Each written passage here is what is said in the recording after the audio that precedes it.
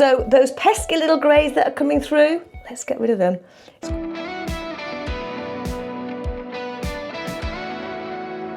So hair colour, it can be a minefield. Get it wrong and it's a disaster. Get it right and it's quick, it's easy. It's something you can do yourself. So if you're looking to colour those grey hairs and you don't want to go for a full salon appointment, maybe it's just around your hairline or maybe around the roots of your hair, you've got those greys coming through. In this video, I'm going to show you the easy ways to colour your hair yourself at home. Oh, and keep watching because I'll not only tell you the different types of hair colour, I'm going to tell you what colour to buy. So hair colours, well, they come in different levels depending upon the end result that you're looking for. Now, the most basic and easiest is going to be something called a temporary hair colour. You put it on and it washes out. Very quick and easy, but again, it doesn't last, doesn't cover any amount of grey. After your temporary, you have what we call the semi-permanent. Semi-permanents are great, normally 6 to 8 washes. They can add a little bit of richness, a bit of tone, reds, purples or whatever, but you can't lighten, and again, they don't cover grey. After your semi, we have what's called the demi-permanent. Now, these are actually my favourites. Now, demi-permanents are things like this. It's what I'm going to be using today. But the benefits being they have a light coverage of grey, not full, but they light coverage. It's almost like a translucent, so they do cover grey, but it's not a solid block, harsh colour. Your hair is different colours. Your hair is one block colour. It's not solid. There are loads of colours running through your hair. So as your hair moves, you want to keep that mix of colours. Your strands are all different. So by using something like a demi-permanent, because it's not got that block, full, harsh coverage, it's more sheer, then you're still able to see those differences in colours. Again, the benefits, they normally last, 2, maybe 3 months maximum, so you don't get root regrowth. They will fade, they will wash out. The downside being, of course, you've got to reapply them every 2 to 3 months. They are my favourite, and you do get coverage of grey. Following the demi-permanent, you've got your permanent hair dye. Now, these are the things you find in the salons, right? These are things that need to be mixed with your peroxide. But you can also change the shade, the tone. Benefits, it's permanent, it lasts. Nothing to do once it's been done. The downside is you're going to get your root regrowth, and particularly with dark hair, me being a brunette, if I use a permanent colour, then you start to get that solid line where you start to see your greys. So it's far more noticeable. Where if you use the demi-permanent, you don't get that regrowth. For me, it's so much better. Next thing to look at is going to be the actual colour chart. Now, you can Google the universal colour chart for hair colour and you can see them all on there, but actually it's a really easy set of numbers because they start from number 1 and they go to number 11. 1 being the darkest, which is black. You can get a 0, which is blue-black, which is even deeper, and you go right through in shades to number 11, which is, and you can get 12s of your very high lift blondes. Now, the thing when choosing your colours here and you're looking at the different depths of colour is our skin tone changes. And as your skin tone changes, your hair naturally goes lighter as we age. So if you go and buy the same colour that you had when you were younger and you've got a different skin tone, it's going to age you. There's nothing worse than seeing somebody with too dark hair, too dark for the skin tone, and it's very aging. It draws the face down. So when you're looking at the skin chart here, the colour chart here, find the colour that you go as your colour, and if necessary, go a shade lighter. My natural colour is normally round about between a 4 and a 5, dark brown to mid brown. But when I colour my hair now, I always use a 5. If I use a 4, I just feel drained. It's way too dark. I love the colour, but it's just way too dark. So what I tend to do is go for a shade 5. So that's the colour you want to go for, is that primary number. Now, you will see on your boxes that you buy from the supermarket, you have secondary numbers. Now, it's a science. Colour is a science. You know, if you mix paint, if you mix light, you mix 2 colours together and it creates a completely different colour. It works the same with hair dye. I'm not going to go into that today. That's not here. That's not for home colours. That's for the salon. So what I'd say is if you're colour correcting or doing anything full head, go to a salon and get a professional, particularly if you're going to use permanent colours because it takes a long time for it to grow out. And also, it's a lot of work to correct it, particularly if you've gone darker. So we know the colours, but one of the most important things that I say is no matter how many times you roll your eyes and you think it's not important, always do the patch test. You buy your colour, before you do it, 48 hours before you want to do your hair, do a patch test. You mix a little bit of the colour up and you put it either behind your ear or just in the crook of your elbow, because those are the two places of the skin where actually they are going to be a little bit more sensitive. But what I would say is you don't wash it off, you don't scratch it, you don't rub it, you leave it. If you get any irritation whatsoever, do not dye your hair. Do not use that product on your head. If it touches you, your eyes are going to flare up and it can be really quite dangerous. I mean, seriously dangerous. So always, always, always do a patch test. So what do we need with our kit? Let's have a look what we need to get ready. Cover your area with a towel. If you're going to work at a dressing table or a table, if you're in your bathroom, great, but I'd still put a towel on your floor. No matter how careful you are, hair colour splashes. It splashes, it goes. You're putting it on, it goes. Not an awful lot, but cover, protect. So we're going to need, first of all, colours tend to come with applicators. The demi permanent colours tend to come with an applicator bottle, but depending on how much you're going to use, one of these that comes in the box can last me for 3 applications, so I don't use it all. I'll show you what I do, but this is for a full head. I don't need that. I'm only doing root touch-up, so I'm not going to use it in there. I'm wasting too much of it. So you need a mixing bowl and you need your mixing brush. Okay, you've got your mixing bowl and your mixing brush. You can get these from most pharmacies, chemists, supermarkets, stores. Not expensive, £2 or £3, and they're really quite cheap and easy. They're good. Gloves. Most of the packs come with gloves. If not, you can always buy yourself a pair of disposable gloves, but again, a lifesaver. The reason being, this product dyes your hair. It put colour modules into your hair. It's not your skin. Your skin, it can wash off. It comes off pretty quick off your skin. It doesn't last that long. Get it on your nails. It's going to last a little bit longer. You'll regret it. You're going to have brown looking nails. You need a wide tooth comb. I've got 2 options there for a wide tooth comb. You need a wide tooth comb. Again, a couple of options. If you want, maybe you're going to need what we call a tail comb, something just to section your hair with when you're doing it. I tend to use my fingers. I'll show you. It's so much easier. Just a little bit, I suppose, as well, of when I say housekeeping. Wear something old. Wear something old that you don't mind if it gets hair dye on. If I was doing this, probably not on camera, I've got an old bright pink fluffy dressing gown that I put on, and I always use that because I can obviously take it off. This is what I normally wear, but I'm not doing that on video, so that can go. We're not doing that, but wear something that I wash my colour off in the shower. When it's all been done, I just go in the shower and wash it off. So wear something obviously you can get over your shoulders and do that. Okay, so where do we start? So the colours will come, if you're using a demi-permanent, you get the cream colour and you get the developer or the peroxide. What you need to remember with these is, again, there's way too much there. This will last me 3, if not 4 uses. But what you're doing when you're mixing is always equal quantities of each, just equal quantities, okay? You can measure it out with the scales, that's perfect, but also visually, because of the way these look, you can visually do that. You get a pair of gloves, always wear your gloves, and you get a post-treatment conditioner, which is again fantastic. So let's have a look at mixing this. Always put your gloves on first. Obviously you can put things like towels around your shoulders, but you don't need to. When you're doing it yourself, they fall off. As long as you're wearing something old and you protect the floor. Okay, and then what we're doing, we're just going to do equal quantities. So if I put in a blob, which is a very technical term,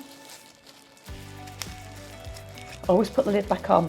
These oxidise with the air. It's the oxygen in the air that actually develops these. So never leave the lids open, particularly on the developer, because that's what makes it work, colour the own. You can actually mix that hair colour with water and you get a temporary hair colour, or semi-permanent, but it's the peroxide that makes it develop into the hair. Leave the lid off, it'll lose its strength, it turns into water. Hydrogen peroxide, H2O2. Leave it open, the oxygen goes, and it's H2O. And so I'm just going to mix. If you see there, that just looks equal quantities. I'm not sure if I've actually got enough there. I might just give myself a little bit more because I think I could do with a little bit more in. Okay, and then you just need to mix this thoroughly. So this is where you use your tint brushes, they're called. Just also the great thing to obviously apply it to the hairline and to the roots. And it should have a really lovely creamy consistency. Now again, this is just for the roots. Now, okay, brush, comb the hair, make sure you've got no knots, no bits in your hair. Now, okay, what you want to be doing is actually targeting the areas that are grey first of all. And what you don't want to do is be overlapping with hair that doesn't need it. So what I do, first of all, is the area that needs it the most, you can see, is around the hairline. So that's the area I'm going to be targeting first. The thing is, if you actually apply this in sort of a solid block, what happens is it becomes a solid block. That's a bit obvious. Sometimes I talk rubbish. If you actually apply this in a solid block, it becomes a solid block. Is that obvious? So that's why I have the wide tooth comb. This is brilliant because what you don't want to do is be painting it on like you're painting a wall. You want it to look diffused. You want it to look a little bit more random. So I've put it on there. Then what I'm doing, I'm going to just go down with some lines, if you can see there. And I'm just going to put a little bit. Now this is just the key areas. If you can see around here, just the actual hairline, but I'm not going too far in at all. Just applying it around the hairline. And then on the other side to match. Because this hairline bit is okay because you've got very fine hairs. So, okay. Now becomes the time when you now start working. So what I'm doing is I'm combing it. If you see, because if I comb it, I'm actually spreading it down the hair. And if you spread it down the hair, that's when it stops looking too much like a block colour. So now I'm just painting on. What you don't want is for it to look like a colouring in exercise. You can see what I'm doing there. Don't forget the back. Because one of the big areas that people tend to forget or miss is this crown area at the back. And all I'm doing again is I'm combing it in. By combing it in, I'm dispersing it through the hair and then take another line and fold over. Quite a decent line. Another line and fold it over. And I do exactly the same again. I'm just taking lines. You don't have to be too accurate, it's fine. Don't forget to do the underside as well. When you're going over, don't forget to do both sides. So this is about getting a top, underneath and on top, combing it over again, combing down. I'm going to take my next chunk. My chunks are probably about half an inch, 3/4 of an inch. And again, I'm now pasting on. Oh, just dropped a bit, hence my pointing where it'll close. Again, you can see it's not accurate. It's not about going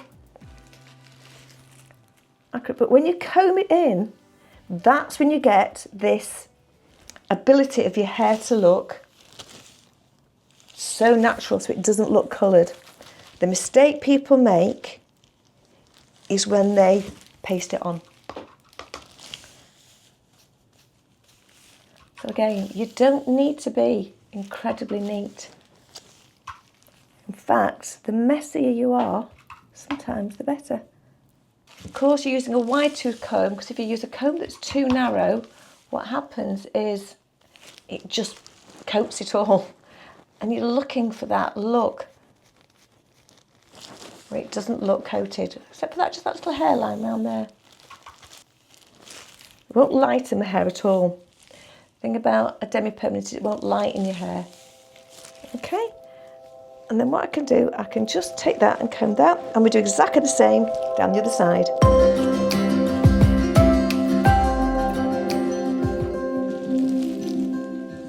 Okay, so you've done both sides, you can comb that back in there. You can already see this just starting to develop, you can already see it going brown. Now, the bit that people miss is the crown. So do not forget, again, you're just taking a section around the back, and you're going to do the same process again. Now, if you need help, I've had my husband do this for me before. In fact, we went on holiday in January, and we were there one day, and he went, "Don't be offended by this." And I was like, what is it? And he went, "Don't be offended. You've got really grey hair around the back there." So anyway, there we were in Spain. We were in Lanzarote. We went out to the supermarket, and I bought myself a box dye, and we stood in the shower because we didn't want to get any colour anywhere. So we stood. This doesn't stain tiles or the shower base or anything like that. Don't worry about that. If it's on porcelain, it's not going to stain anything. It's only on clothing or fabric or carpet. So to make sure it wasn't on any anything, we stood in the shower. So I'm stood in the shower, and I'm sectioning my hair like this, and I'm saying to him, right, paint it on there.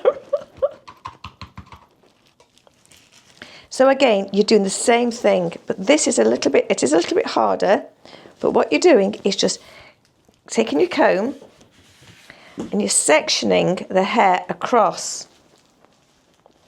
You're taking a section, you're going to hold that up, and you're going to paint on the bottom half and then the top half.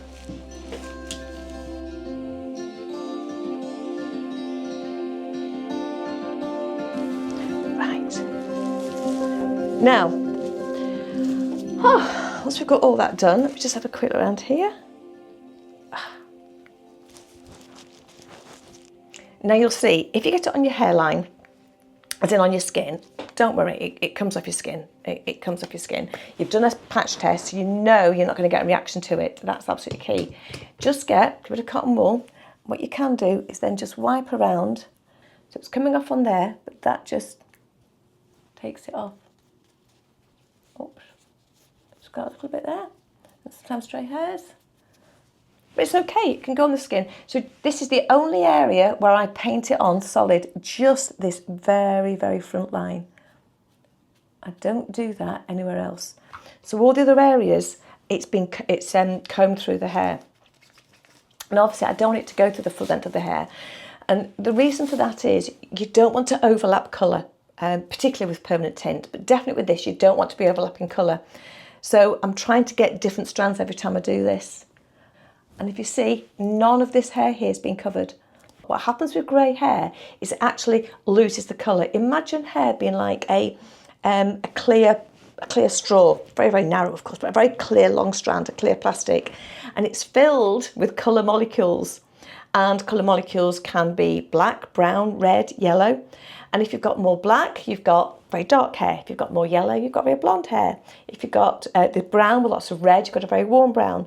But what happens when you go grey is you lose your colour molecules, so your hair actually goes clear. That's what happens, grey hair goes clear. So let's have a cup of tea time, and then we have a look.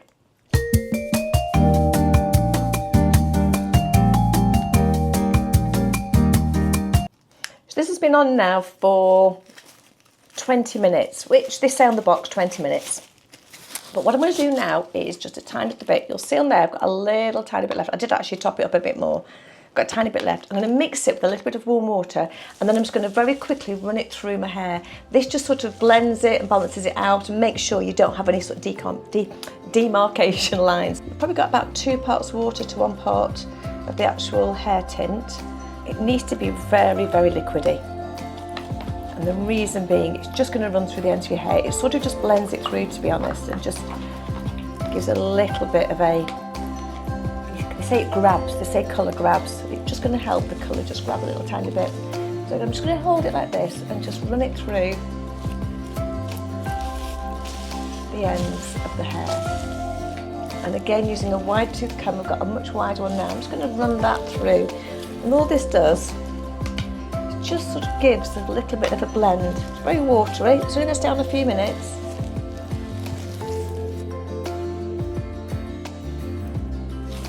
And again, because it's very liquid, you'll see how it can need to spill, but you also see the difference in colours through the hair. And that's what we're looking for. The ends of the hair will grab quicker because they're drier. It's older hair. And that hair will always grab very, very quick.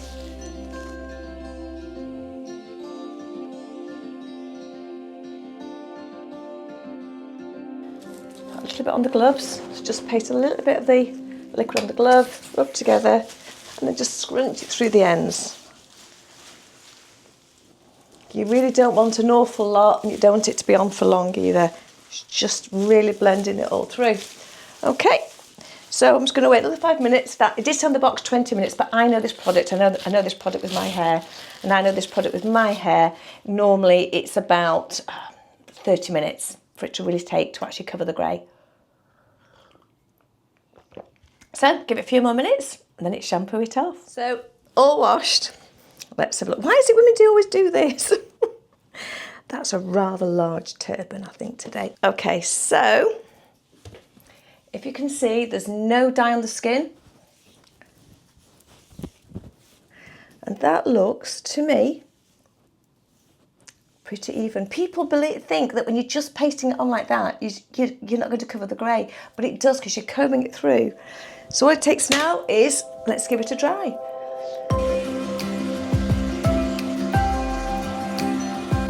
I think you can already see just by those bits that we've covered that well, and what you have is you have no demarcation line. What we have is the colour goes down.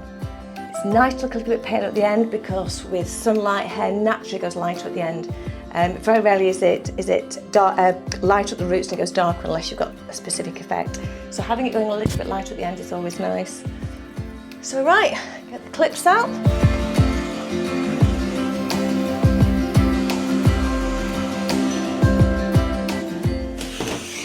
So, what do we think? You can see we've got really smooth, even colour, where we've still got lots of colours running through the hair. It's not one solid block colour. The thing about that keeps it looking natural, stops it looking like you've dyed your hair. Slightly lighter at the ends because I didn't cover the ends. And the fact we just mixed it with water at the end and just ran it through, it just blends it. Only for 5 minutes, it just grabs in little pieces of hair because it needs long on the grey. No little greys around the hairline. I think that actually is a huge success.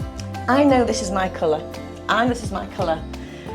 And I know that when I use this, the colour's right because I've tried others. I've still got plenty of product left. That goes back in the box for next time. I've probably got, as I said, about 3 uses out of that. I've had 3 attempts. The box is, I don't know, £10, call it. What is it, about $12, $13, $14 maximum? So maybe let's call it £5 ago, $5, $6 ago. It took me an hour of my own time to colour it, disregarding the drying, which I would have done anyway. So an hour of my own time, no driving anywhere, no going anywhere. I've got a nice natural hair colour, touched it up, and all I need to do is keep on top of it. And that is how you colour your hair at home. I'd love you to join me and watch more of my videos, so do subscribe. Go on, hit the button down there because the videos I make are about real women doing real things. Now, I do say it's over 60 confidence club. Do you know what? If you're over 30, you need to watch these things because the sooner you start, the easier it is. Anyway, don't forget to subscribe. I'll see you in my next video. Yeah, I think that looks really good. I'm going out tonight.